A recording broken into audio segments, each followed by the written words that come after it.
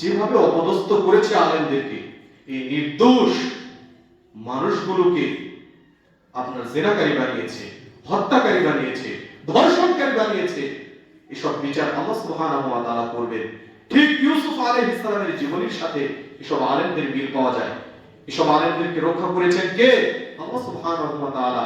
আল্লামা দিলওয়ার হোসেন সাইদি তিনি চলে গেছেন, আমরা তার জন্য দোয়া করি, আল্লাহ সুবহানাহু ওয়া তাআলা তার থাকার জায়গা প্রশস্ত করুন। সে হত্যাকারী নয়, সে জেনাকারী নয়। এইভাবে করে আমাদের ডক্টর আসাদুল্লাহ আল গালিব হাফিজাহুল্লাহ, আল্লাহ সুবহানাহু ওয়া তাআলা তাকে দীর্ঘ হায়াত দান করুন। সেই মানুষটি সম্পর্কেও চুরির অপবাদ দেওয়া হয়েছে, ডাকাতির অপবাদ দেওয়া হয়েছে, রাষ্ট্র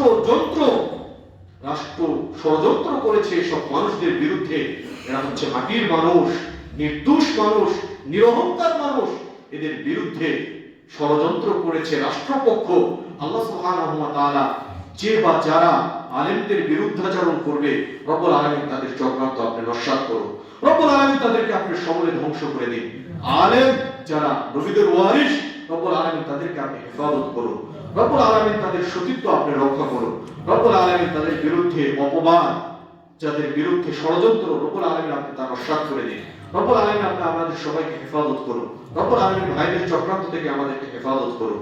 রব্বুল আলামিন ভাই বোনদের মধ্যে সৌহার্দ্য, সুন্দর সম্প্রীতি আপনি গড়ে দেন। রব্বুল আলামিন আপনার কাছে দোয়া করছি, আমরা পাপ করেছি, রব্বুল আলামিন সেই পাপ থেকে ক্ষমা চাচ্ছি। রব্বুল আলামিন রব্বানা যালামনা আনফুসানা ওয়া ইল্লাম তাগফির লানা ওয়া তারহামনা লানাকুনান্না মিনাল খাসিরিন। রব্বুল আলামিন আপনি যদি